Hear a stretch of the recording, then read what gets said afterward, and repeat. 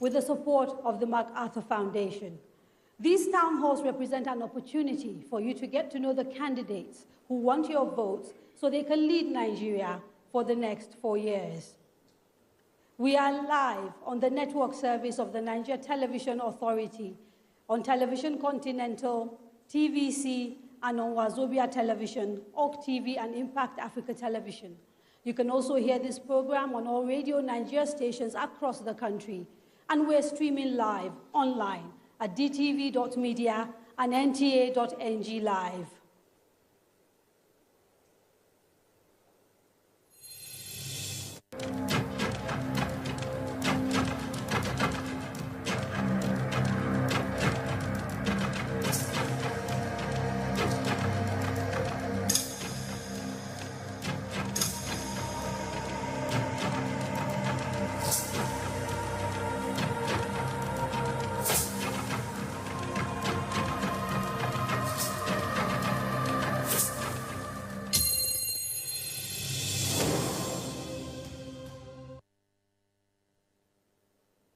Today, we are in conversation with the presidential and vice presidential candidates of the People's Democratic Party, the PDP, Nigeria's former vice president, Alhaji Atiku Abubakar, and the former governor of Anambra State, Mr. Peter Obi. Alhaji Atiku Abubakar has been a constant name in Nigeria's political arena since he joined politics after resigning from the Nigerian Customs in 1989. He immediately joined the late Musa Yar'Adua's political group, the People's Front of Nigeria, PFN, and quickly rose to prominence. The transition to democratic rule resulted in the emergence of former President Olusegun Obasanjo as the presidential candidate of the People's Democratic Party. He picked Alhaji Atiku Abubakar as his VP, although he had already contested and won the governorship election in Adamawa State. He was the vice president of Nigeria from 1999 to 2007, and although he has had a rather fractured relationship with his former boss, the two buried their differences following his emergence as the presidential candidate of the PDP. His running mate is Mr. Peter Obi, who was a businessman and banker before his foray into politics in 2003 when he contested for the governorship position in Anambra State. After the election, the incumbent Chris Ngige was declared the winner, but Mr. Obi contested the results of the election, and in 2006, the Court of Appeal ruled that he was the actual winner of the election, and he was sworn in as governor. However, less than a year after he became governor, he was impeached by the PDP-dominated House of Assembly, and his deputy was made governor. Again, Mr. Obi challenged his impeachment in court, and he was reinstated in 2007. Despite the fact that a fresh election had been held in the state in April of that year, which was won by another candidate. Mr. Obi went on again to contest that fact that he had not spent his constitutionally allowed 4 years in office. The court ruled in his favor, and he was allowed to continue until 2010. In 2010, he contested again and won his second term in office. His tenure as governor came to an end in March 2014. Welcome, sirs, to the candidates. Now, with us tonight are also members of the diplomatic corps, civil society, political parties, and of course citizens who have questions for our candidates. I too will have a few, but as important are also the questions that are coming from those of you watching us at home. So if you want to participate, here is how to do it.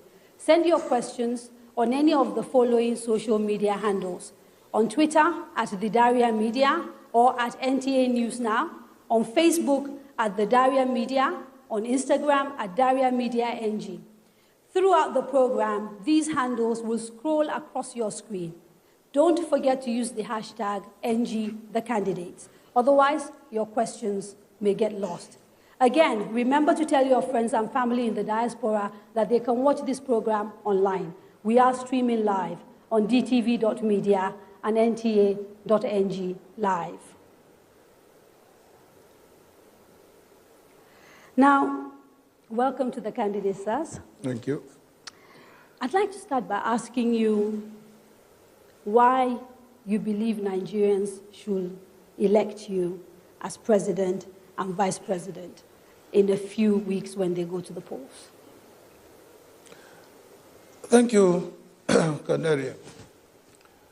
In the last almost 4 years now, we have witnessed the performance of the current administration.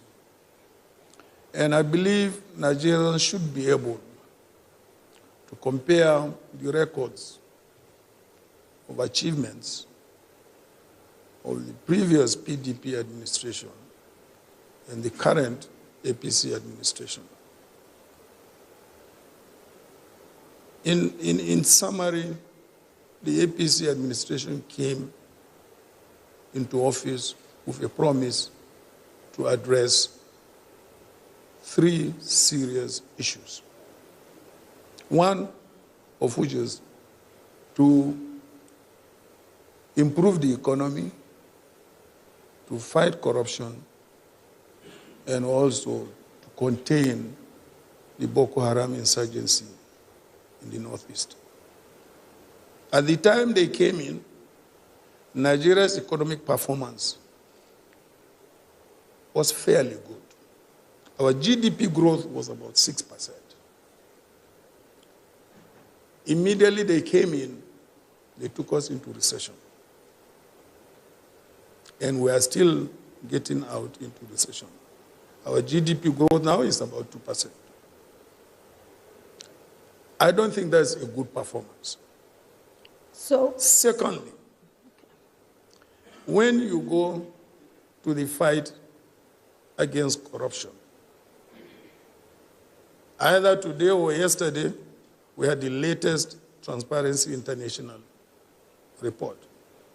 We have not fared better than when the APC administration came into office. well, we've gone up 4 places. Yeah. So, they would argue actually there's been Yeah, improvement. yes. Okay, but let And me then just... when we come to the issue of security, let me land, Kandaria. When we come to the issue of security, at the time they came in, the security challenge was restricted to the Northeast. Today it has spread to 2 other northern zones, Northwest and North Central. I don't think that's a good performance.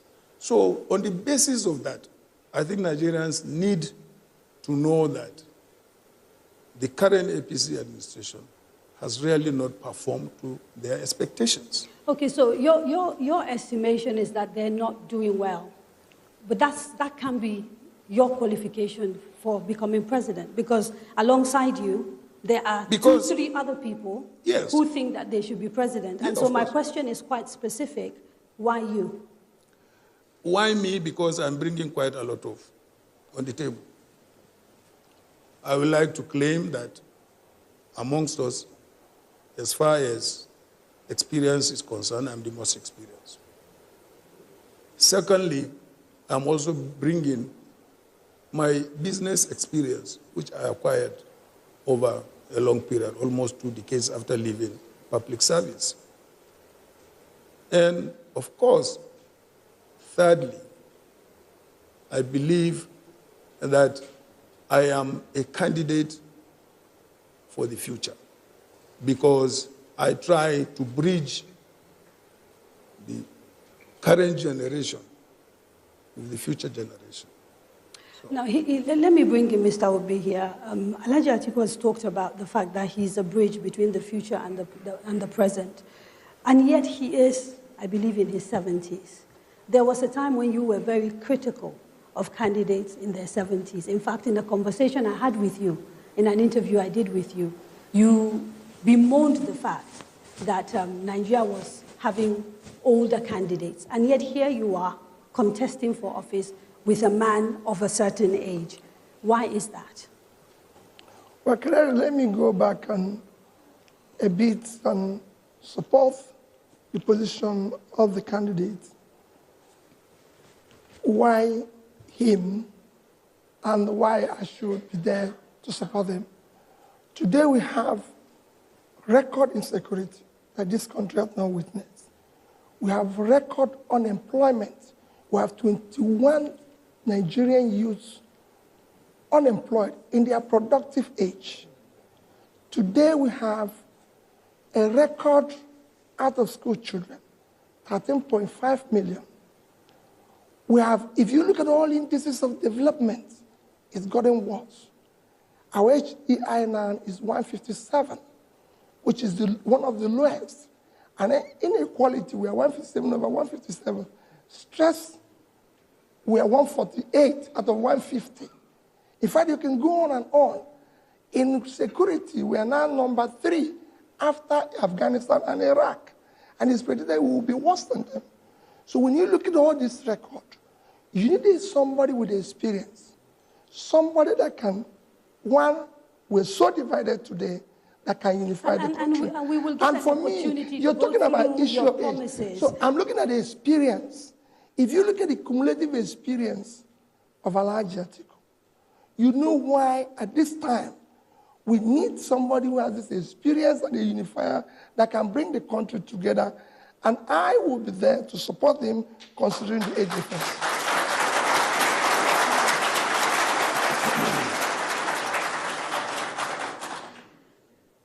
When we talk about suitability of office, the biggest issue that comes up again and again when people talk about your candidacy is that of corruption.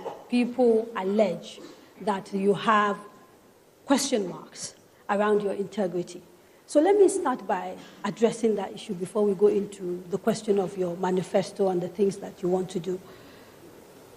Do you believe Nigeria has a corruption problem? Certainly, Nigeria has a corruption problem. There is no doubt about that. What in your view, is corruption? Well, in my view, in corruption is the use of your privileged position to either enrich yourself or enrich your relatives or even your friends. Okay. And so would it be fair for us In other words, abuse of office.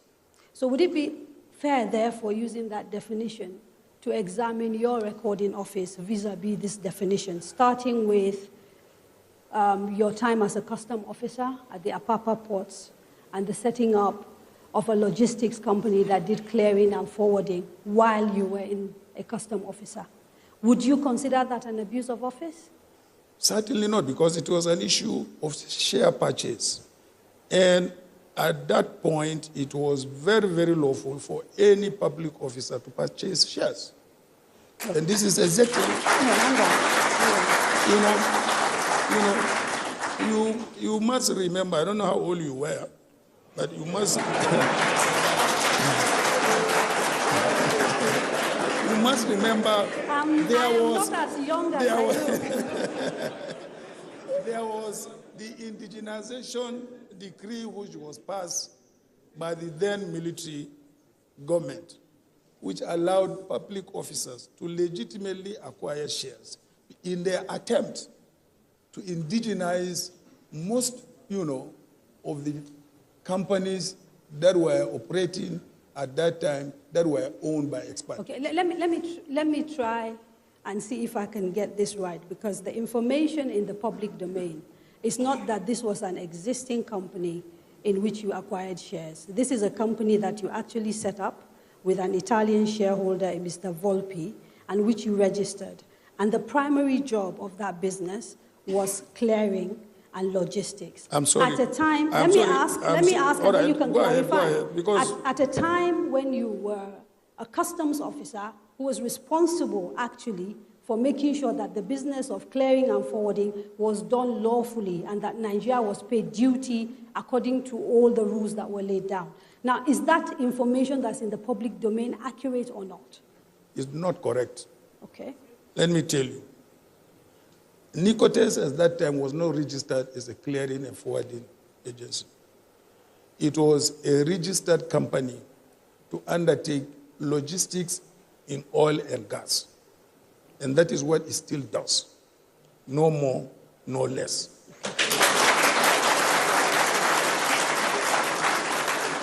This is the same company that transformed and metamorphosized into Intels.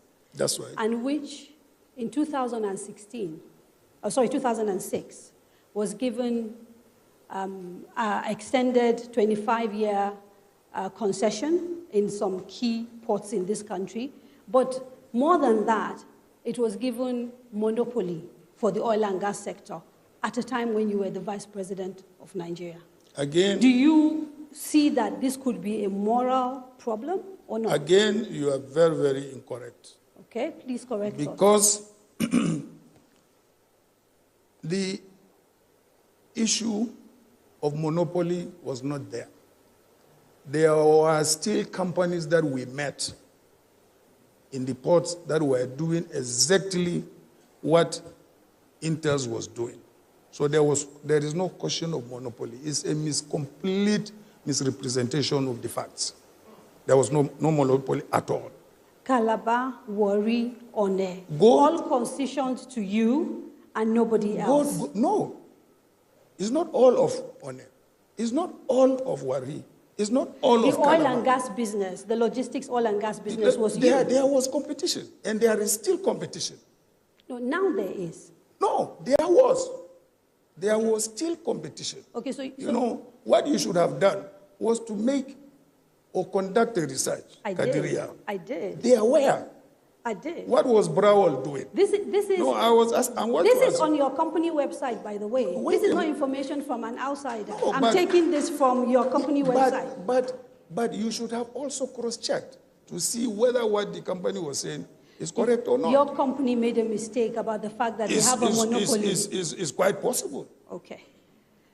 Let me turn to Mr. Obi, because you have similar allegations against you of a conflict of interest. When you were governor of Anambra State, you invested in a brewery.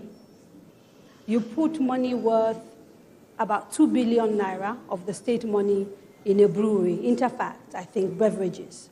Your company Next, according to the Corporate Affairs Commission, is a major shareholder in this particular brewery.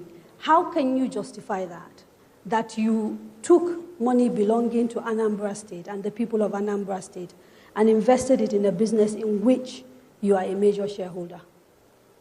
Thank you very much. Canada, I brought international brewers into Nigeria. SBM Miller. I brought them into Nigeria. And as the governor of a state, they built a greenfield facility in the state. And they came to me and said, as our partner, we want you to own 15% of this company. And I said to them, no. Right now, I'm a governor of a state. I know the future of this brewery. I want the state to own 10%. And since I'm no longer involved in this company, they can own 5%. They are putting $30 million of state money there, is now worth $100 million. And it's still there. And it's still there. No other state in this country has such investment. How much have you personally made from that brewery? I have no investment there, not 1 naira. No, hang on. Next is a business that is associated with you. And according to the Corporate Affairs Commission, Next is a shareholder. Go to Corporate Affairs today. If you see Peter Obi as owner of 1 share, I didn't say 1 share. It doesn't exist. No. Next. Are you disassociating yourself from Thank you very much. Next is a family company started by my own parents. As a son, as their own child. I ran it at a time when I became governor. I had nothing to do with Next. Okay, so how much has your family made from the investment? Thank you very much. How much has your... No, see, this is a serious question. I'm sorry. I am sorry. I am sorry. Please, very good question. Nigerians are watching this, okay? Very good question. Okay? No. Let's ask this question. You took money belonging to Anambra State government and put it in a company in which your family has interest. That's what you're telling me. No, let me tell you. Look at what you're saying. I bought shares in banks. Let me tell you what I did.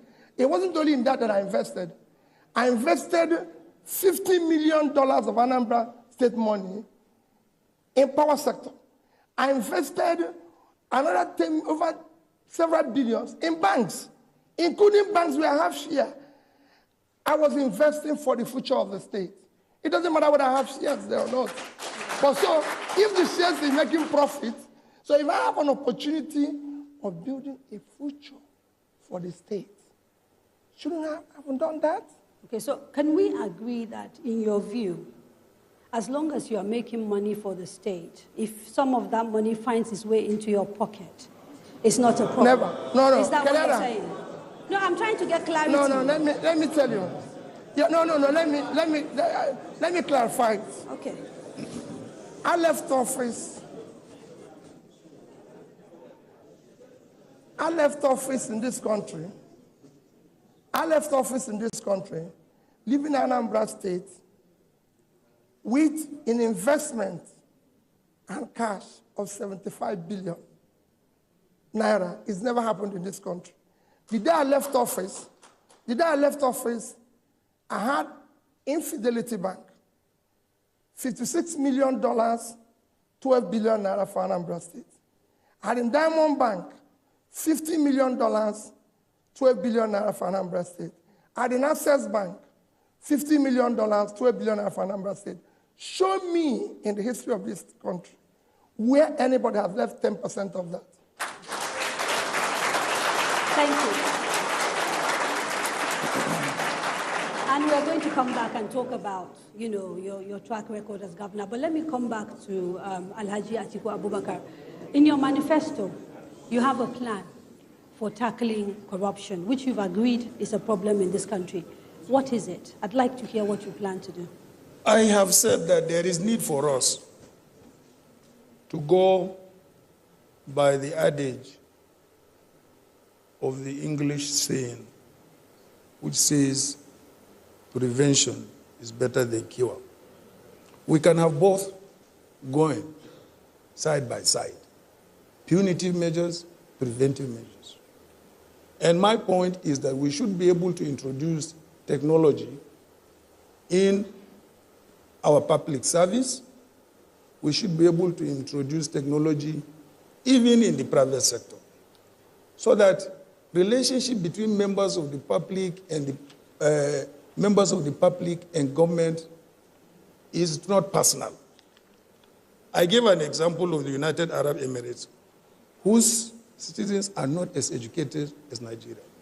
And yet, by introducing technology in their public service, they have virtually eliminated corruption.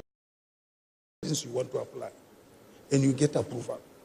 Okay, so basically you want to... So I really want... automate everything. Yes, right. To automate, the public service and make sure that contact to contact, which brings about the tendency, for corruption, that one is eliminated. If you eliminate that, then you would have succeeded in reducing the incidence of corruption to the barest minimum. Okay, so I'm going to start taking questions because, it's not just me talking, and some of them we collected from people online, and we'll take some from people at home. But let me start with Mr. Ayo Ali, and he basically said, will you make EFCC fully independent and mandate them to go after everyone, even your friends? How would you reform the criminal justice system and judiciary, given the lack of confidence Nigerians have in it to deliver justice against public officials and politicians who are corrupt? This is from Mr. Ayo Ali. My quarrel with our judicial system is that there is too much delay. If we can shorten the delay so that justice is seen to be meted out immediately, the better for us. What, in your view, is responsible for that delay, and how will you tackle it? It's looking at the legislature and also the procedures being adopted by the judiciary. We have to look at it. We have to sit down, with the National Assembly and with the judiciary itself and say, look, you know that the cases we initiated in our administration are still in court. Do you know that? Yes. Now, where is the justice there? And we set up the EFCC. I, in particular, brought the piece of draft legislation from Brazil. And it was based on that draft that EFCC legislation was crafted. When it was eventually passed by the National Assembly, EFCC did not even have the money in the budget to start operation. I borrowed them 300 million naira from the privatization process and said, you better get to work. The following year, when there was budgetary allocations, they repaid the money.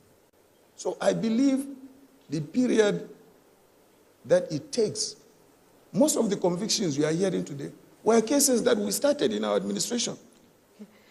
We are going to have to take a quick break. Please don't go away. Welcome back. You are watching The Candidates, a presidential town hall series brought to you by Daria Media and the Nigeria Television Authority with the support of the MacArthur Foundation. We are in conversation with the presidential and vice presidential candidates of the PDP. A quick reminder to those of you watching at home, you can still take part by sending your questions using the social media handles scrolling across the screen. We will do our best to ask the candidates as many questions as possible. Sir, before the break, you'd started talking to us about what you intend to do around the judiciary and agencies that are mandated to fight corruption on the basis of a question asked by somebody. I'd like you to go into a little bit more detail regarding that particular plan that you have. And this is particularly important in light of the recent issues around the judiciary that are going on in this country. And of course, the fact that for many years now, there have been allegations that the people who are supposed to administer justice are corrupt and selling justice to the highest bidder. So what sort of reform are we looking at if you become president of the judiciary, but also of the agencies charged with investigating corrupt crimes? Well, I thank you very much again. I have already indicated to you the kind of reform I want to, undertake. That reform has to, number one, shorten the period of investigation by investigative agencies. But how will you do this? Well, it's the how that I'm after. You have to legislate. This is a country that is governed by rule of law. So you can only rule of law, to approach issues. And therefore, you have to legislate. In other words, investigation agencies must have a time limit. Okay. Within which to investigate. There must be a time limit within which to prosecute, and there must be a time limit by the judiciary to dispense justice. Now, generally, financial crimes tend to be complex and complicated.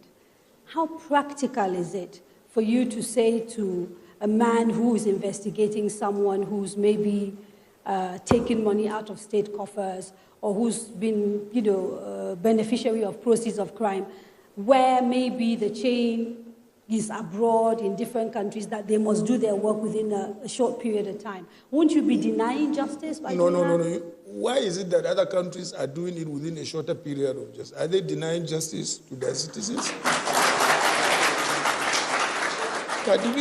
But there are no, what I'm trying to get at is that, so in other countries it could take this much or it could take this much. We've seen them investigate crimes that have taken many, many years. Yes. And eventually bring people to book. In other words, there are no statute of limitations for certain types of crimes. What you seem to be suggesting is that you want to put some sort of statute of limitation.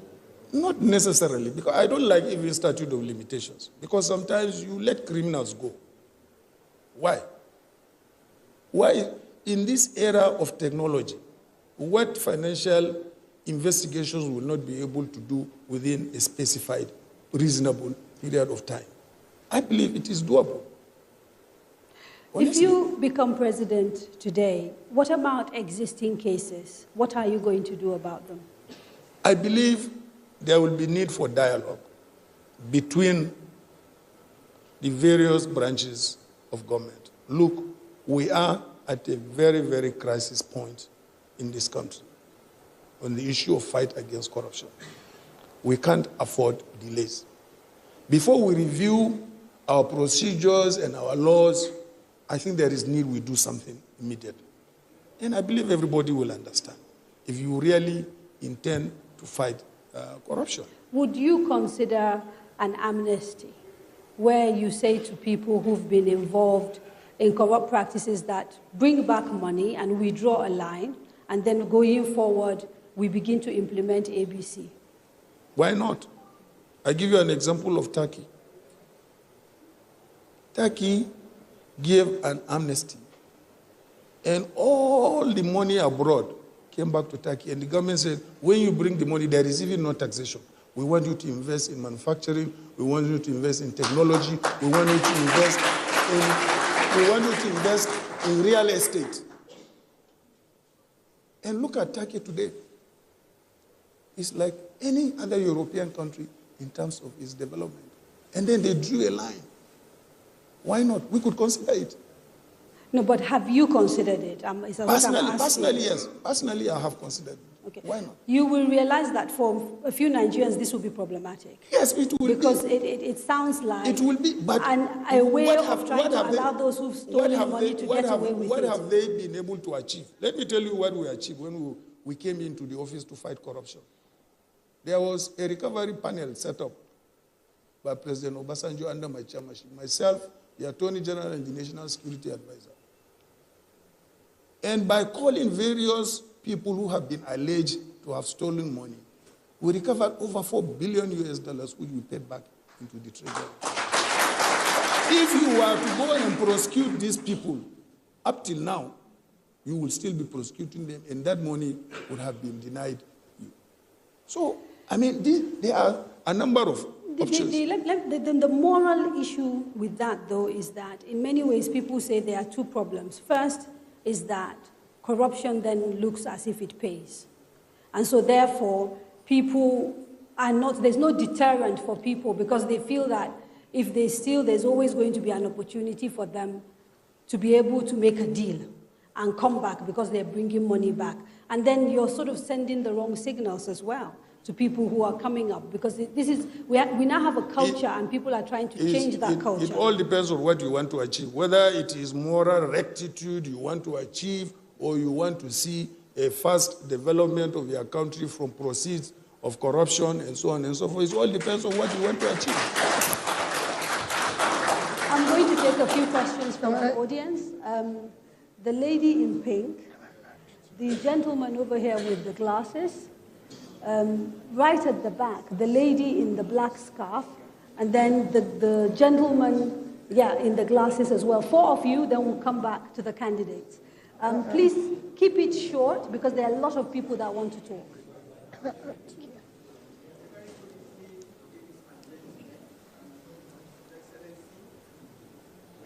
Please, can you move a bit closer to the mic? Yes, thank you. My name is Halima Jabri. I am an integrated marketing communication professional. And I like to say that we have spoken passionately about youth unemployment. Youth unemployment is linked to both security, drug abuse, and other vices. How are you going to ensure that the youth of this country are employed? Okay. So that they will be focused and be productive in Nigeria as an economy. Thank you. I'm going to have to suspend the audience questions because that mic has a problem. And so I'm going to just keep talking to the candidates until that mic is sorted. My apologies that we're having a technical problem. Because we were going to talk about your economic plan and all of that, but on the issue of corruption again, just one last conversation and then we move to the economy. The United States Senate Committee mentioned your wife by name in a case involving a German company, Siemens, which actually was fined and faced charges of corruption. What are your views regarding that specific case in which your wife was fingered? My view about it is that my wife has not been indicted. My wife has not been charged. So because she has not been indicted, she has not been charged, I don't accept that view. Do you feel the need to clear this, that there's like a moral burden on you to actually clear her name? Because the report was quite specific. I'm sure you know the report. Yeah, I know. I am aware of the report. Yes. I'm aware It was of quite the specific about what it is claimed she did. And there was no doubt that the huge sums of money were found in her account. And a company was fined for paying her at least $2 million. The company was fined for a number of offenses it committed, not necessarily on the issue of my wife's account. What I can tell you is that my wife has never been indicted and she has never been charged. So there is no way you can hold my wife accountable. Okay. If my wife is an American, mark you, she is an American, there is no way they will not have charged her to court or indicted her. Has she been to America since that report came out? She has been traveling to America. Okay. She's been traveling to America. She goes and comes very, very regularly. Okay. So you wanted to say something? So you... Yeah, just to add on this issue of corruption, because you've been going on in it, which is critical. But the question to ask, is it better to have an amnesty where somebody will say, we're not going to look at yesterday, bring back the money and invest it, and help to regenerate the economy and create jobs, or that you join another party and it becomes a safe haven and you can keep it?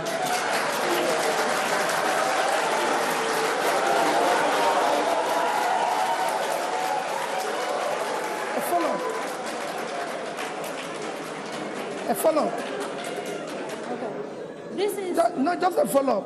Not just a follow-up. We have had issue of fighting corruption and the noise associated with it.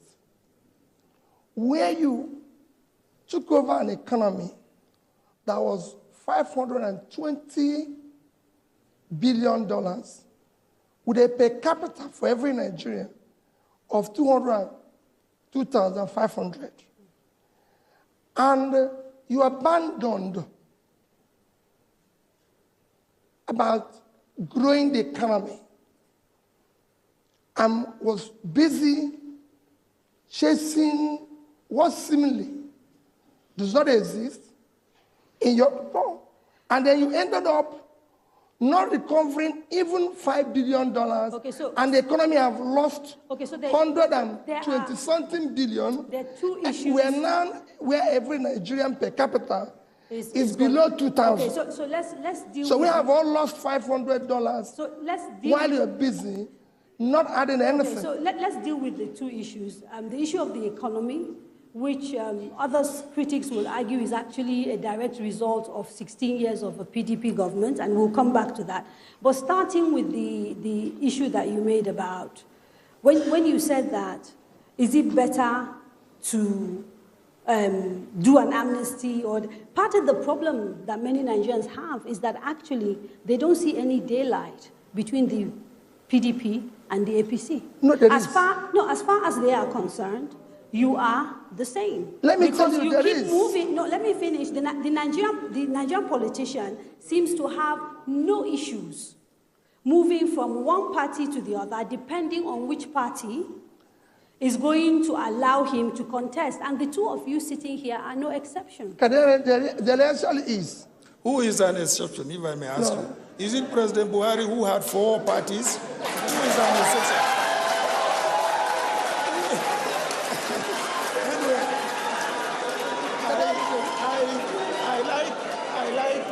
I like what you said. It is exactly the point I'm making. Yes, it's exactly. Yes. It's exactly. Because sometimes. Let me finish. On this program alone, we've had 2 other parties that offer alternatives to both the APC and to the PDP. And the people who are followers of this party point to this particular issue as one of the reasons why people should vote neither for the PDP nor for the APC. They see you as the same. Let me tell you the difference. The difference is that those who are in PDP today are actually cleaner, because they're those who are not running away from persecution. The people remaining. Those who have bad records have moved on to APC because they can't stand what is happening. So they've actually moved. And to further take... Let's have a serious, this is a serious platform. Let's have a serious conversation. Yeah, I want us to be serious about it. Let's have a serious conversation. Excuse me. Please have respect for Nigerians who are watching this. Thank you. Let me be serious about it. Okay, let's be serious about this conversation that we're having. You, apart from PDP, you were a member of another party, ABGA. And in fact, part of the criticism against you from a few people that I spoke to in Anambra, including newspaper articles that I researched, is that you had an opportunity to build ABGA, to be a third national party, and you abandoned it.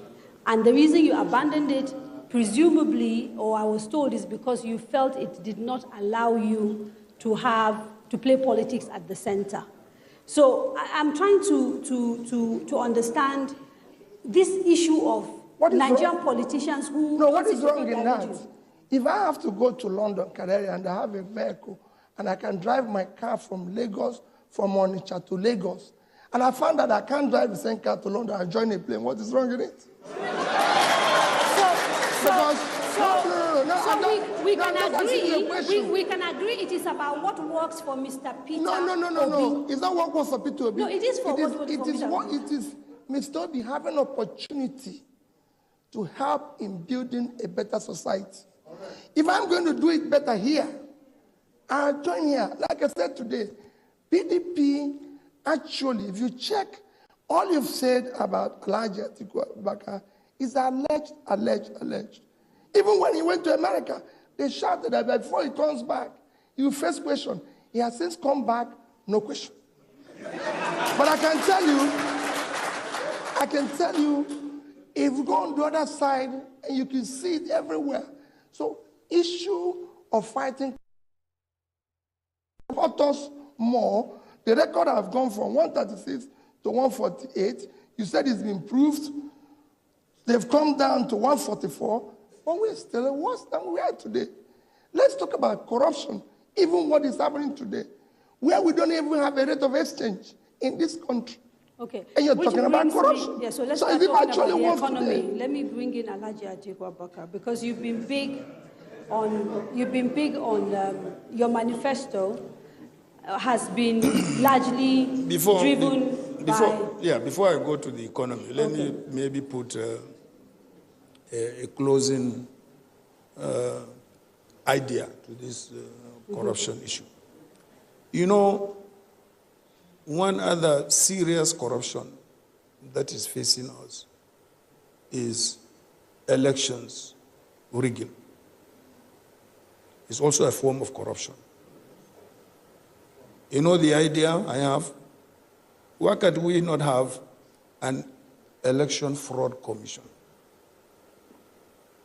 so that we bring to book any individual, whether he's a member of any political party or a member of INEC or even a member of the security services who infringes any electoral act. But I think the courts are already, we've just had INEC workers that took bribe during the last election prosecution. This is like approaching the corruption issue, because it is becoming a very serious issue. So if it requires us having a special investigation bureau, election fraud commission, why not? Okay. So part of the difficulty that faces Nigerians when they hear ideas like this about setting up this and setting up that is that it's not that these ideas are necessarily new. It's that we never seem to have the political will to actually see these things through. So people come in. You know where the political will is? You know where the political is? Here.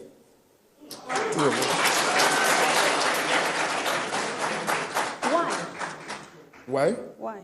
Because we have been successful, both in government, in public, and in private.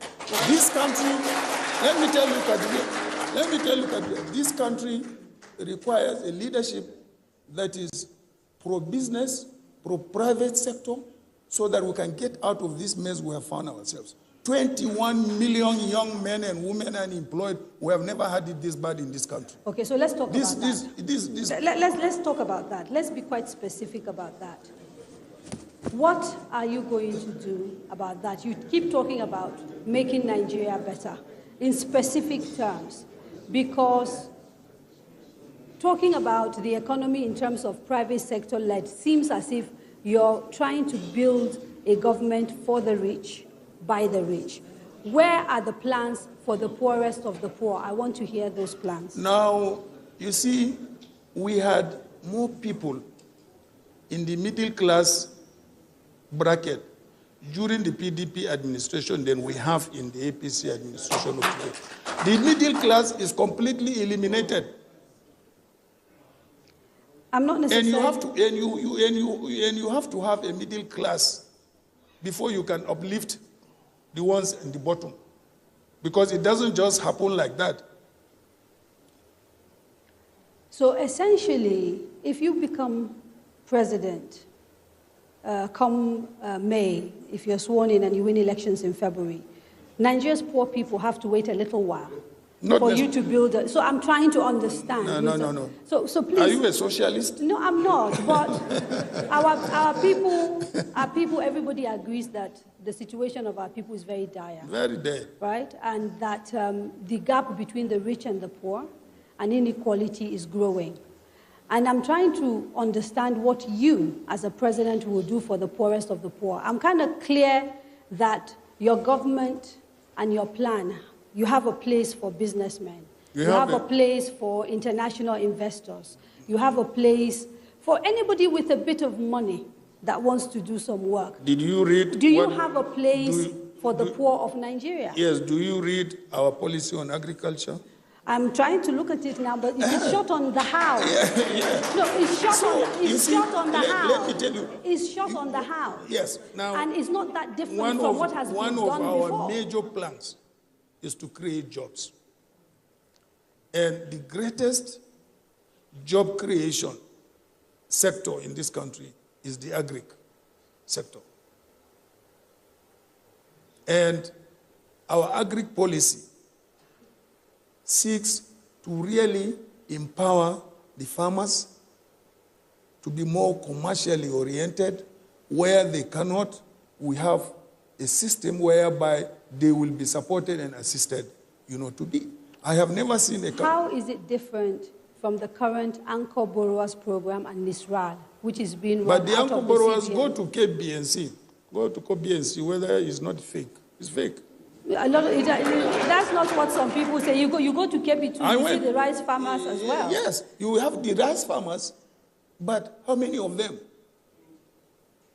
Few of them like that. So instead of them to expand. Okay, so it's the same program, but you would just do it better. In fact, the PDP was doing it better.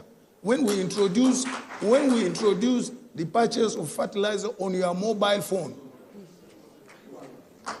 and we had our agricultural output was much higher than the present administration. Okay, let me ask about, because I'm really concerned about your manifesto as it pertains to private sector-driven economic growth, because your policy document talks about lifting up to 50 million out of poverty by 2025. But again, I'm not sure that I am understanding the how. Okay. The how is a little bit, iffy. Okay. Let me give you just one illustration what I tried to do, locally. Kadiria, I set up a few years ago a microfinance bank. I brought in somebody from Bangladesh. When it comes to the issue of microfinance, they are the best experts in the world. And I told him, look, I want to move families out of poverty. And I want you to dedicate 80% of your loans to women. Do you know how many families we have lifted out of poverty? 45,000. Where, In Adamawa State, in the northeast. So if in that small area, I could lift 45,000 families out of poverty through my one single microfinance bank, which is now going to be a regional micro because it's so successful, because the recovery rate is 98% because these women are paying. okay. So It's quite possible. You lift people out of poverty through empowering particularly women. And yet Adamawa still remains one of the poorest states in Nigeria. Yes, but and why they've had you, a man who's been vice president for 8 years, someone who... I am going to ask the questions no matter how you shout, so you might as well just let me talk. I am going to ask the questions. Ask.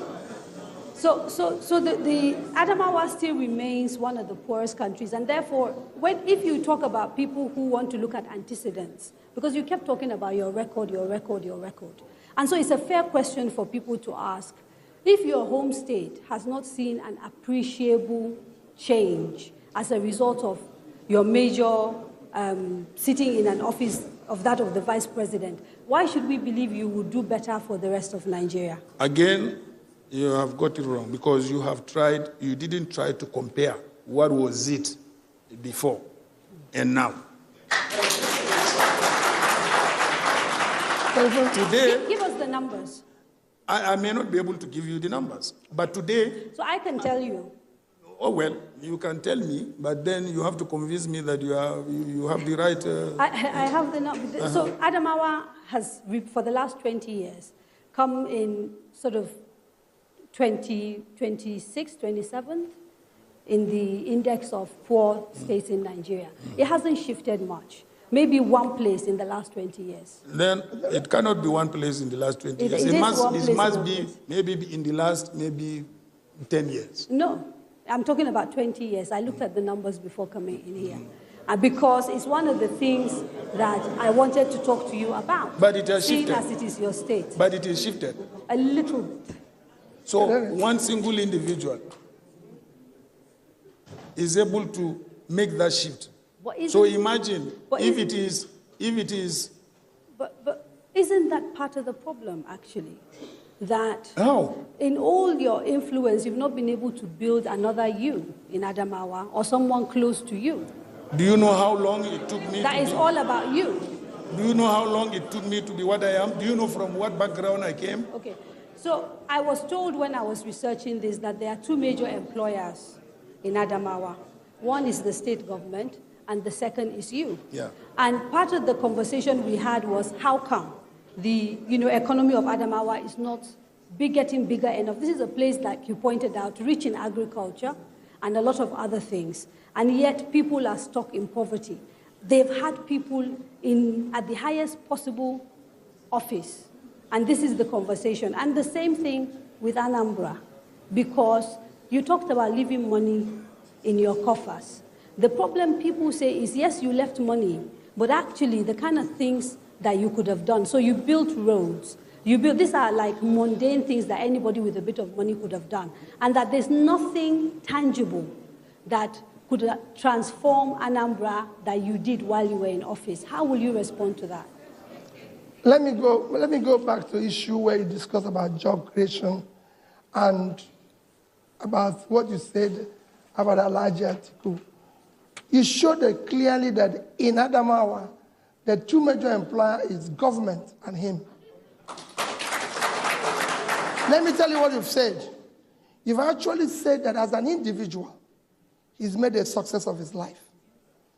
And using that experience, Kadere, if a person can manage a kobo, he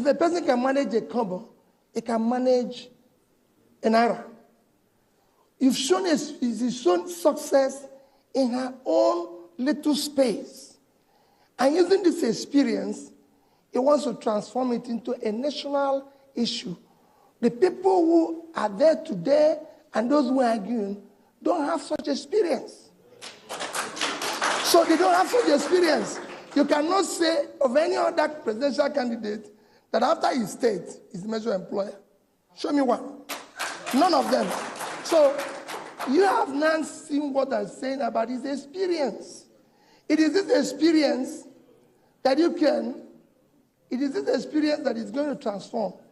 When you mention issue of job creation, let me add to what he said about when he's going to create 50 million jobs. This is not rocket science. It's been done everywhere globally. Let me just give you an example. Within the last 2 years, India was the highest country with the highest people living with extreme poverty. In 2015, it was 176 million. Nigeria was then about 70. Today, Nigeria is above 90. In fact, World Bank report this year said we're going to top 100. We're getting worse. India have now moved from 176 to 76. So India, in 3 years, have been able to pull out 100 million people out of poverty. Whatever they did to achieve that, we can learn and do exactly that. What we have today in government is that you have people who are incapable of learning becoming teachers. We can learn what they're doing. Okay. You know what Nigeria went to India to do recently? Yeah. To borrow $100 million for ICT. Let's stop borrowing and learn what they're doing to improve their economy. Again, in the issue of job creation, the easiest way to create jobs is to empower your micro, small, and medium businesses. Okay, but, they're the greatest employer everywhere in the world. You realize that this government actually does have programs doing that. And so the question... let me tell you, the question is always going to be, how is your program we're going to different let me tell you, from what is already being done? Thank you very much. Let me tell you why, the difference. It took this government 3 years to even formulate a program. They were in office for 3 years. Atiku Abubakar already have a program. So it's going to move immediately to program implementation, not formulation. We took this for 3 years. And that 3 years was wasted trying to formulate what you can see have fallen like a pack of cards. Because if it took you 2 years to say, I'm going to achieve 4% growth, and you're not achieving 2%, you've even failed based on your own exam you set for yourself. You've even failed when you set the exam for yourself. And that is what is catching up here. It is easy. That experience is hard on a small scale. Is that what is going to transform in a larger scale? And being that both of us, with this direction, we've managed resources. If you have created resources that manage one, it's easier for you to further expand that. And it's very easy. If you don't move this economy where it is private sector driven, you're wasting everybody's time. And so ideologically, you are clear, both of you, that the programs you're going to be pursuing are going to be private sector driven. That's what is obtainable in the world today. It's very simple. Virtually every part of the world is in trouble today because they've realized that capitalism has left a lot of people behind. Which people are in trouble? Hang on, I'll tell you. Which of them? Tell me. I'll tell you. You have problems in America because there's a percentage of Americans that lashed out because they felt left behind. So there's a general obsession. There's a problem. There's a problem everywhere. Okay. With all due respect, let me ask my question, please. Yeah. The point I'm trying to make is that generally, this rabid capitalism in pursuit of money is believed to be leaving a lot of people behind and is growing the gap between the rich and the poor. And I'm trying to get clarity from you, whether you understand the issues associated with the sort of kind of economy that you want to pursue, especially in a country where already there are major issues of poverty? Leaving people out of poverty has been private sector living. China has driven 439 million people out of poverty within 15 years. They only achieved it because they took the private sector led. Do not use America and compare. Every society has its own little problems. You cannot use the little problem of America to compare what is happening here.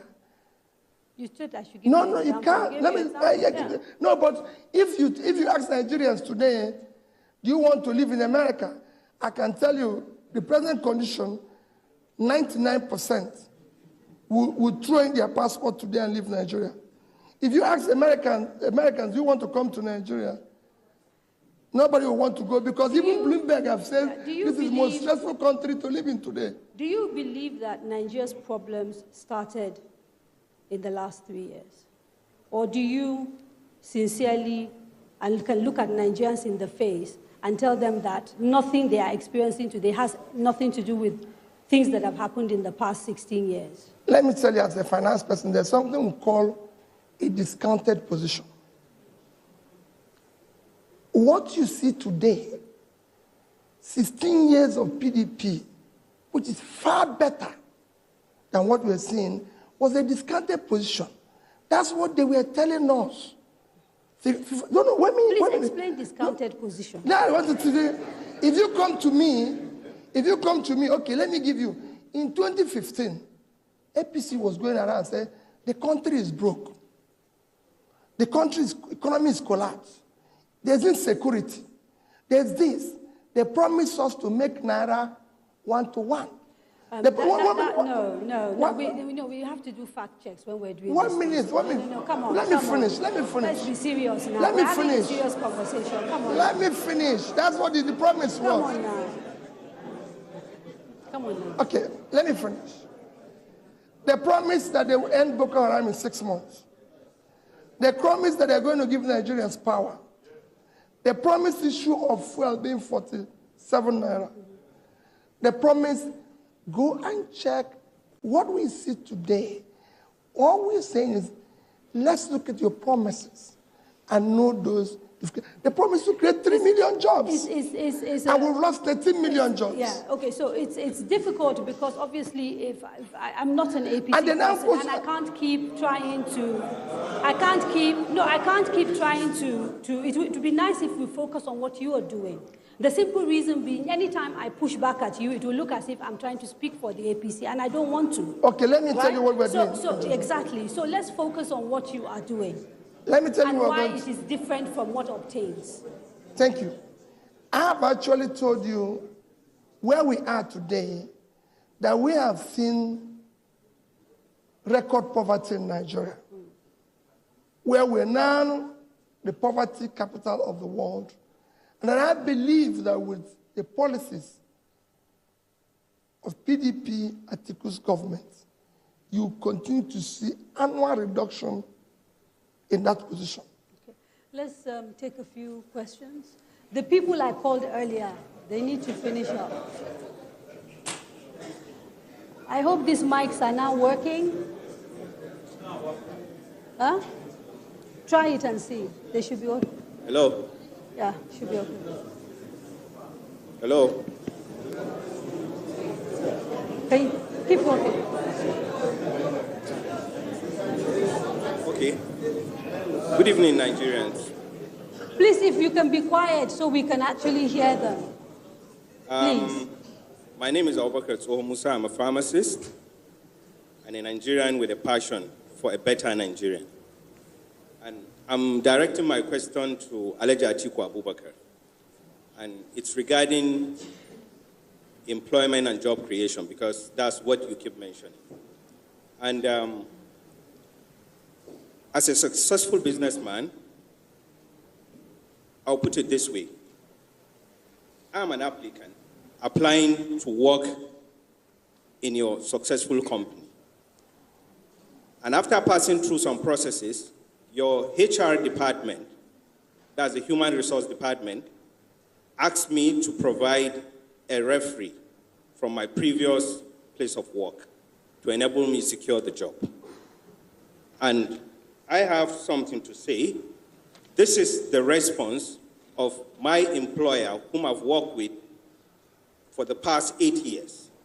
And this is what he has to say, and I quote: his propensity to corruption, his tendency to disloyalty, his inability to say and stick to the truth all the time, his propensity for poor judgment, his belief and reliance on marabout, his lack of transparency, his trust in money to buy his way on all issues, and his readiness to sacrifice morality, integrity, propriety, truth, national interest for self and selfish interest.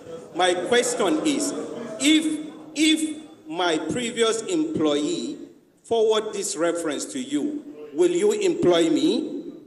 Okay, thank you. We get the question. We get the... That's fine. That's fine. We have the question. Please, can we have some silence? Please. Please. Please.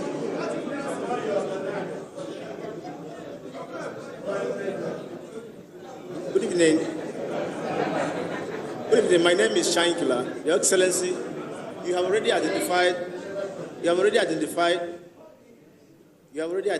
insecurity as a major problem in this country. A number of factors usually account for this insecurity, but my major concern here is the problem of the herdsmen and farmers clashes all over Nigeria, particularly affecting the states of Benue, Taraba, Plateau, and so on and so forth. Politics is about interest, Your Excellency. Everybody will want to vote you because they know that you have... please ask your question. Look at the queue behind him. So, ask your question. Your Excellency, my questions are is that I want to know exactly your blueprint on how to deal with the problem of herdsmen and farmers clashes in Nigeria, particularly, sir, as a Fulani man who is also in the business, from your video clips, was also in the business of rearing cattle. And as a thief man, the great shelter of the thief people, the Tegemolo of thief, I want to know particularly, sir, how you imprint. Next person, let me make it very clear. I will get those mics switched off if people don't ask their questions and sit down, because you have to be considerate. Look at the queue of people who want to speak. So please, can we be very, very considerate? Thank you. Yes, sir. My name is Jake Epele. I'm the CEO and the founder of the Albino Foundation. My question to you, sir, borders on health, access to health. I've been diagnosed of skin cancer. I have no hope to get immediate cure. What would you do? Not only for me as a person that have been given the opportunity to ask you this question, but for millions of persons with albinism, what would you do to make sure we have access to quality health care? Thank you. Okay, let's come back and take those questions before we go back. There are three. The first was basically a quote from your former boss, President Obasanjo, describing you. And the question was whether if you were an employer and somebody sent that reference for someone that you wanted to employ, whether you would give him a job, implying that given what Obasanjo said about you, why should Nigerians employ you? The second question was to do with how you would deal with the herder-farmer problem, and the third one was on health. Thank you. I recommend him for the job.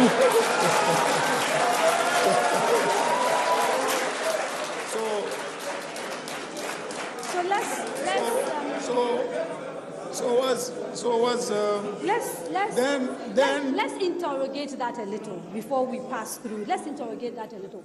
If someone, you've done something to someone and they've forgiven you, for example, it doesn't mean the crime didn't take place.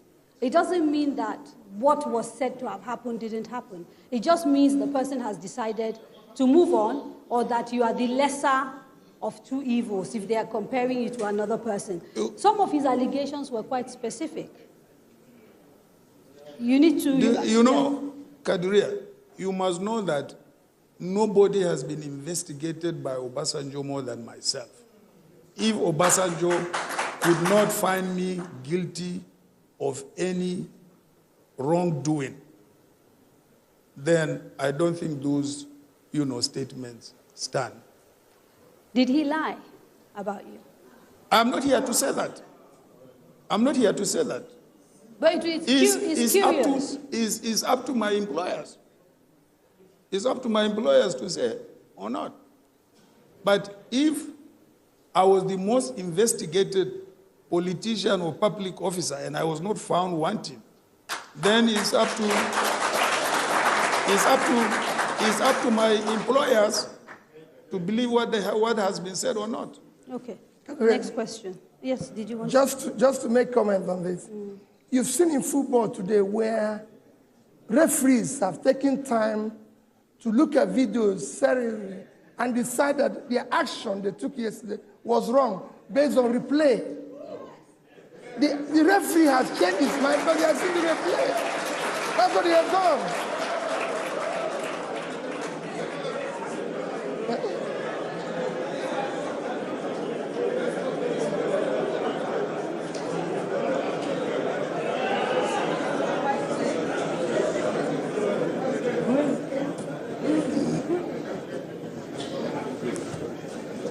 We're going to have to take a quick break.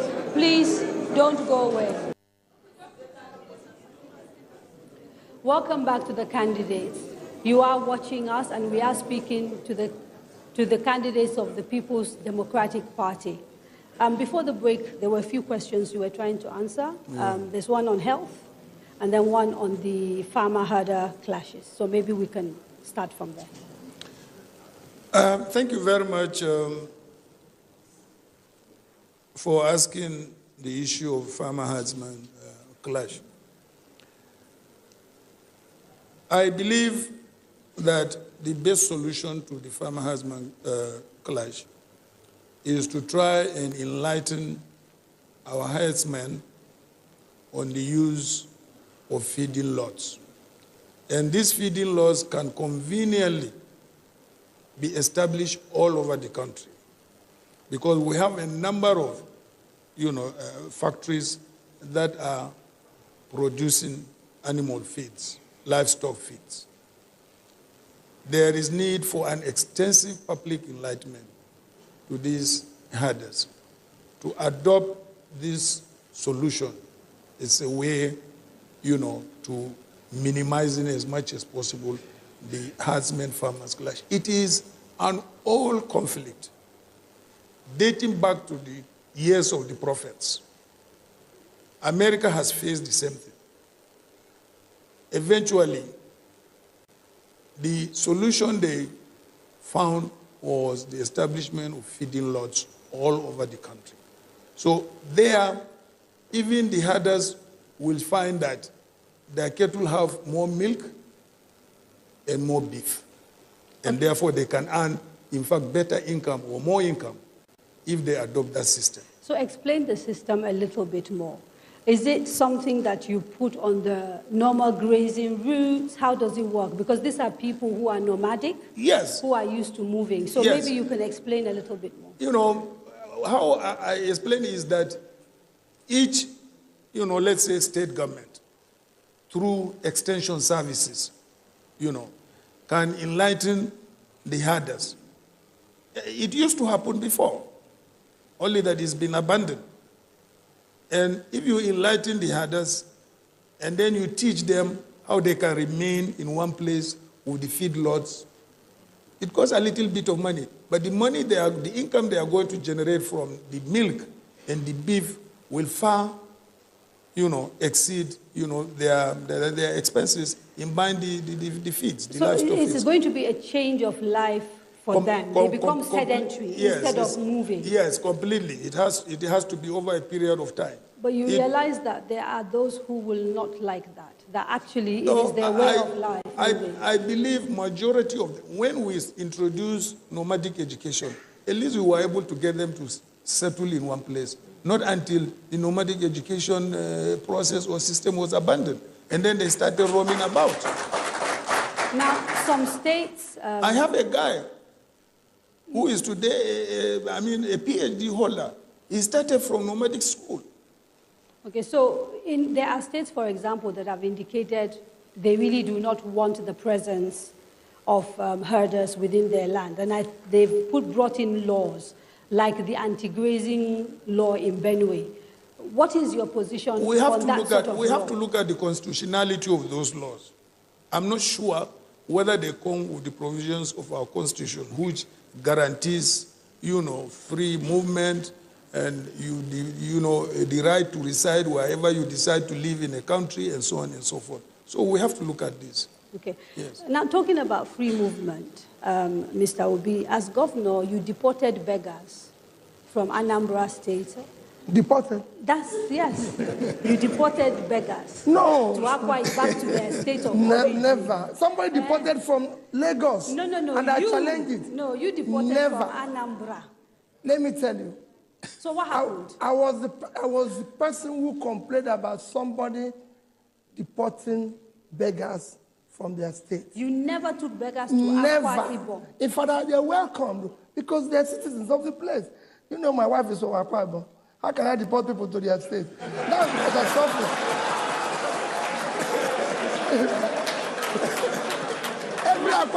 People from Akwa Ibom are welcome to my state. So the information out there that you deported beggars was wrong? I said... No, I want a straight answer. Kanadia, I'm marrying one of the best women anybody can marry. No. I can't deport people. Rather, I brought them to Anambra State. So did you ever deport any beggars to any other state outside of Anambra? I have never in my life discriminated against any human being, and I will never. If they actually have issues or disability, I love them because they're supposed to be cared by the society. It's to show them love, not hatred. Right. Now because we've talked on the issue of insecurity, I think maybe this is an opportunity for us to talk a little bit more about it before we go to the question on health, since you've dealt with the herder-farmer clashes. You talked earlier about the fact that this government came to power on 3 promises, including security, and you inferred in that answer issues you had with the way Boko Haram is being dealt with, etc., etc. So I'd like to have a conversation regarding the Nigerian army, for example, and the role that they are playing in fighting Boko Haram. What are your views regarding what is going on in the northeast, but also in places like Kaduna, where we've seen clashes between the army and Shiites, and that whole thing about the army confronting them on the streets, including even here in Abuja? Well, let me say on the issue of Boko Haram, I think I can only assume the complaints by the fighting military, is the reason why we have witnessed setbacks. And that is lack of equipment, lack of welfare to the fighting troops, and so on and so forth. If that is the case, then we have to review and make sure that adequate equipment in terms of confronting, terrorists are really made available, to these ordinary soldiers who sacrifice their lives to keep us safe. The allegation is that the hierarchy of the military is involved in corruption. We've read, various allegations. They haven't been proven. Would you be willing to investigate the hierarchy of the military? More than willing. Okay. More than willing. More than willing. Believe me, if you are a commander and I have given you all what you require in terms of equipment, in terms of welfare of your troops, and then you are overrun, I will deal with you. I will ask you, you have failed, go. If you don't go, then there are consequences. We cannot continue to accept that kind of situation whereby, commanders lose lives, lose equipment, to terrorists, and then nothing happens to them. What about the Shiite issue? The Shiite issue, I do not see any role for the military there. If the Shiites have misbehaved, let the police step in. I just can't even understand how the military got involved there. They said because the Shiites blocked them. If the Shiites block them, all what you need to do is invite the police. Okay, so because it's policing aspect. It's not a military aspect. So groups like Amnesty International have repeatedly called for members of the military that were involved both in the killings in Zaria as well as the more recent killings in Abuja to be arrested and prosecuted for murder and for, in some cases, they say genocide. Is this something you are willing to consider if you... I don't know what evidence the Amnesty International has, so I cannot work on that. But you'll be willing to investigate? I will be willing to investigate. Okay. For sure. Right. So specifically with the Northeast problem, you've talked about equipment and more... welfare, training. What else? Training, I mean, these are things that motivate troops. Good training, good equipment, good welfare. Is the solution in your head a wholly militaristic solution or not? Of course, it has to be, a mixed grill of giving the right kind of political leadership and also the right kind of military leadership, to confront the situation. Okay, sir. The question on health, so that we can go back to the audience. The question of health, we have not been investing in health, just like I said, we have not been investing enough in education. That's why we find ourselves where we have found ourselves today. It requires more investment in health, and if you go into our, policy document, you will find that we are committed to investing more in healthcare.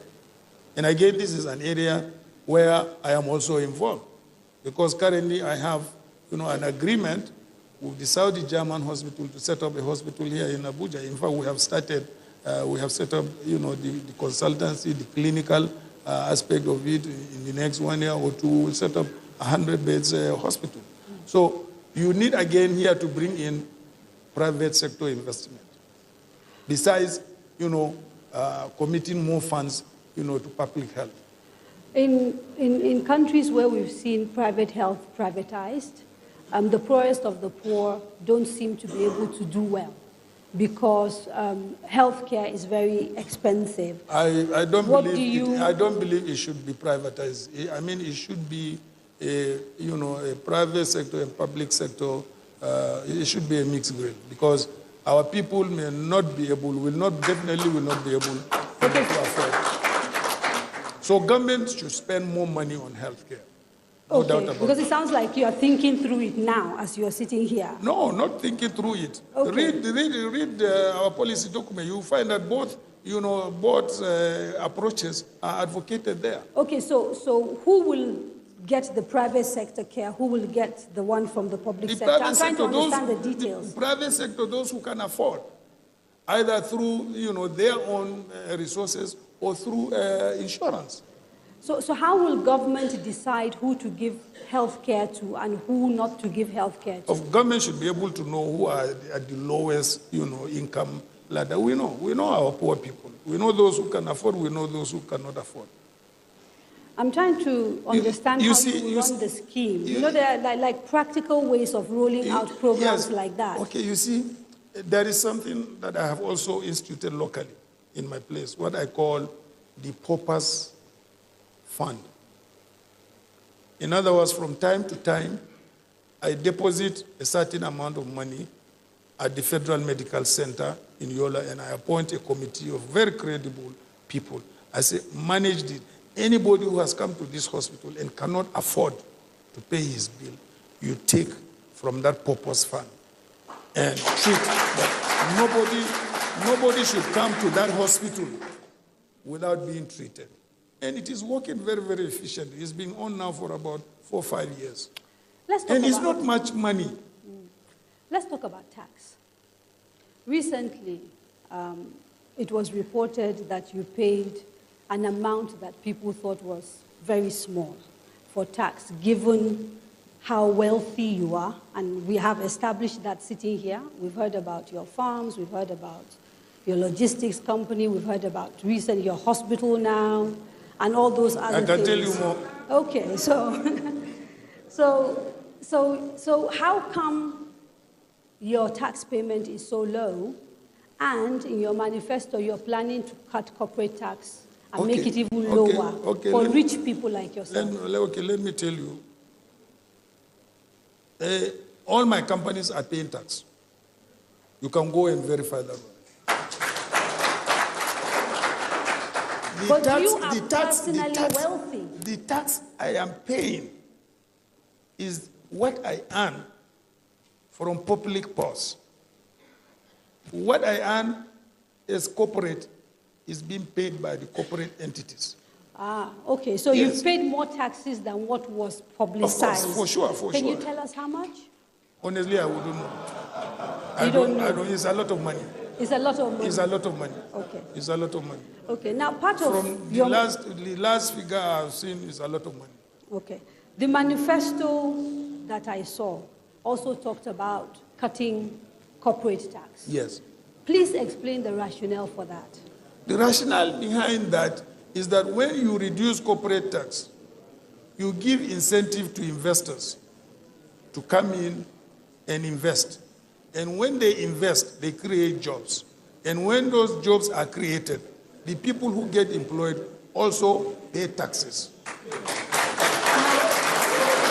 So, in all cases where you effect or implement, lower corporate taxation, you have seen the GDP going up and up and up and up. And yet, when I spoke to a few CEOs before coming to do this program, I'm not a business person, but I spoke to a few people, and what they said is that lower corporate tax in itself is not enough, that actually businesses are more concerned about policy, yes, infrastructure, and the right environment, and that they might actually even be willing to pay higher taxes in return for these other conditions, and so that in itself isn't enough. They are right. You also have to look at it holistically. In other words, the policy. You will find where we also talk of infrastructure, where we talk about power, where we talk about skill. All these things tend to definitely direct investors. Ease of doing business and so on and so forth tend to really direct investors where to invest. And by the time you take a holistic view of all these issues, for sure, you will see investments coming in. It's time for another quick break. Stay with us. Welcome back. You are watching The Candidates, a presidential town hall series brought to you by Daria Media and the Nigerian Television Authority with the support of the MacArthur Foundation. We are in conversation with the presidential and vice presidential candidates of the PDP. A quick reminder for those watching at home, you can still take part by sending your questions using the social media handles scrolling across the screen. Let's dive straight actually into those questions from people at home because we have very little time. Let me just make a little comment on this issue of tax. Maybe you can answer it along with all these other questions because look at all the papers I have, yeah? So this is from Abdurrahman Leme, who says, what moral high ground do you have to ask Nigerians for their trust in you to fight corruption when you are one of the biggest beneficiaries of corruption? The other one says, the federal government under which you served allegedly spent 16 billion generating power without substantial improvement. How can you promise us that you're going to improve power? Then I want to know your thoughts on the CJ saga, the circumvention of the law allegedly by Mr. President, and the clear evidence against Onogeng. What is the ideal outcome in your view to this situation? And then finally, maybe we'll take one more. Dear Alhaji Atiku, is the granting of a private university license to yourself while in government a conflict of interest? And isn't it criminal that you left public universities in a rut just to build one of the best private universities in Nigeria? So these are questions from the audience that we have, and maybe we could take that. Can I come in? Yes. Let me again tell you. Let me answer from the last one. He built a private university. Tell me who else among his class that built one. And to show you that he wasn't building the university for money, he built it in Adamawa. He had opportunity as vice president to take land in Abuja and build it, or build it in Lagos. He saw the imperative of education for development and went to develop an area that should have been developed. I want us to deviate. Can I ask a quick question on education, please? Yeah? Yes, go on. Let me ask a quick question on education. When you are in a country like Nigeria, where public education has become really poor, and I think virtually all of us here are beneficiaries of public school, the general hope is that people in public office would actually focus on fixing public schools, the same public schools that they benefited from, as opposed to setting up private institutions that are only affordable to a few. Isn't that really an important issue to look at? Let me help you. Under PDP, they started universal basic education. Even went to tax companies to put them 2%, establish that office to be able to educate the people. And it was actually partnering with states in order to educate their people. Go and look at all the states that are doing badly today. They're from one party. So if you look at what PDP has done, because you look at the 16 years of PDP, like you just said, they spent 16 billion and there's no power. One, that is lying. But let me even tell you. This is according to a 2008 National Assembly report. Let me even tell you. It's not from any number that thank we you just very put much. it out. Let me even tell you. $16 billion Yes. as at the time PDP was in government, at an approximate rate of 150, is 2.4 trillion. This particular government have in the past, in 2016 and 2017, borrowed a total of 7,428 million and said it's for capital vote. So they've done as bad. No, wait. Let me finish. They've done as bad as. No, let me finish. I just want to finish. Let me just finish. They have borrowed 7,428 billion and said it's for capital vote. The capital expenditure in 2016 is 1.2 trillion. The capital expenditure in 2017 by demo is 1.5. So assuming that was actually expended, there's almost 5 trillion unaccounted for. To even further expatiate on that issue. But we're now talking about, hang on. We're now talking about what PDP did and now what APC did. So essentially you're saying you did badly, they did worse, so Nigerians should be looking for a third option? Thank you. No, let me come into that. Even part of those who were part of what you said that was bad, I said they've moved on to the side. So those who are remaining here are those who are committed to doing it better. Let me tell you what your power. APC has never invested 1 kobo in power. In the past 4 years, all they are talking now about, all you see anything about power today were those investments that PDP did. And even to implement it, they didn't fall in it. Okay. So what they've done is that is PDP continuation a problem in government? PDP can even show you where they spent those 16. Is it your view that continuation in government is a problem? Meaning, if you come into government today, will you truncate everything that has been started by a previous administration? Let me tell you. Let me give you an example. You saw APC commissioning airports. They did not put 1 naira in those airports. It was loan obtained by PDP, counterpart funding fully paid. They only came and delayed the project, and then now that the election is coming, they are commissioning. Okay. You saw them talking about train. We've got 10 minutes, and we have a few questions, yeah? So try and... I was going to go to issue of tax. Because I want to go back to Alhaji Atiku. I want to go back to issue of tax because he talked about tax. Okay. I'm taking his authority to say what I'm saying here because he is in charge. And I'm taking his authority to do that. And I'm saying, if you're talking about the issue of tax and lowering tax, look at all the places where there have been fast development. Let's take issue of Dubai.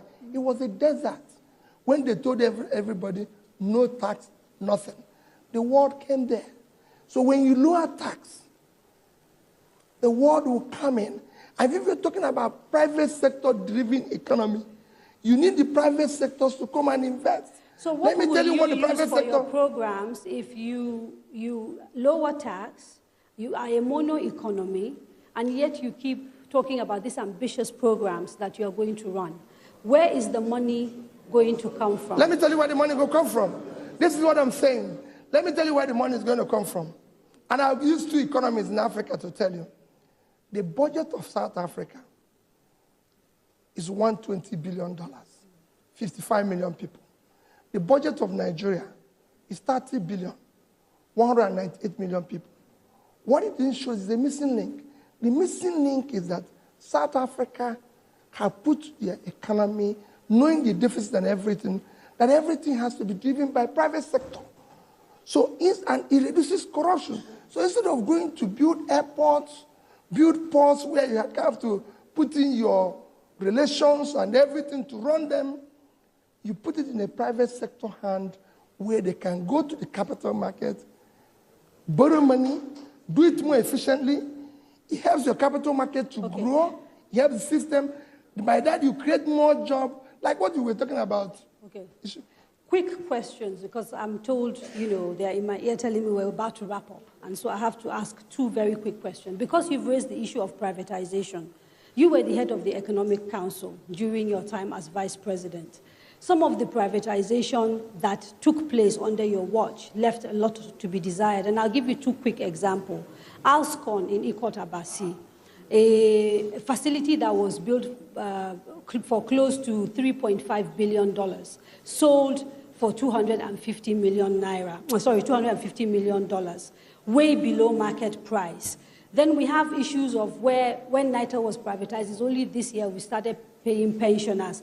So people are saying, actually, privatization under you was a bit of a mixed bag. It's not this big success that is being touted. What's your response to that? Well, in any policy that you implement, you are bound to find, some mistakes here and there. But in the overall, so you admit to mistakes. If you look at the reform, of our government and also the privatization policy, you find that it's a huge success.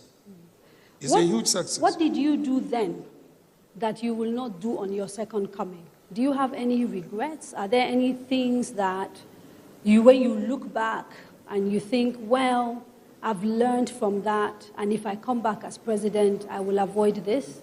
Yeah, I'll give you an example. You are talking about education. When we were in office, we sent a bill to the National Assembly to make education compulsory for every Nigerian child from primary to secondary education. But education is virtually a state and local government affair. And as a result of that legislation, we established the UBE and also imposed taxes. And all this revenue is remitted to states and local governments to help educate these poor Nigerians who cannot get education. Eventually, most of this money was mismanaged at the state level and local government levels.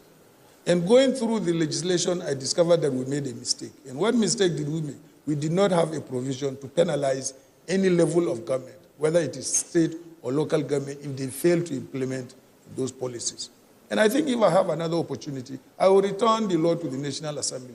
I say, look, insert a penalty clause where a state is giving money or local government is giving money to invest in education or public education, and it decides not to do, we will have the right to penalize or take their money from even the federation and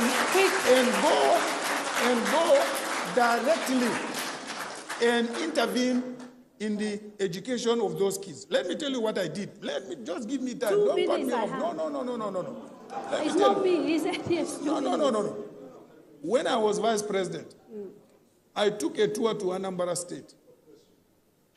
During the administration of Governor Mbadiniju, I found out the public schools were closed for 2 years. I came back and met the president. I said, Mr. President, this governor will never be allowed to go back. He said, why? I said, I found all the public schools in Anambra State overtaken by weeds. For 2 years, they were not open.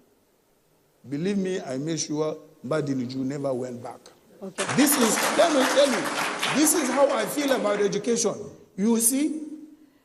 But for that education, I will not be what I am today. I come from very poor.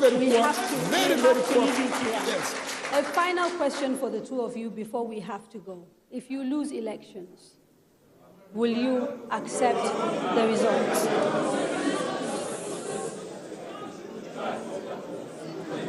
If the elections are adjudged to be free, fair, and credible, why not? I have lost elections before and I had admitted.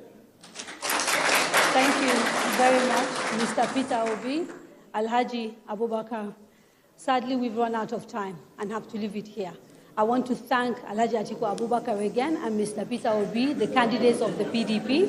On behalf of the Nigeria Television Authority, Radio Nigeria, Daria Media, and the MacArthur Foundation, as well as PLAC, CDD, Sheraton Hotel, and all the media houses who aired the candidates, I am wishing Nigeria a peaceful and successful general elections. Please, please go out and vote. Have a good evening.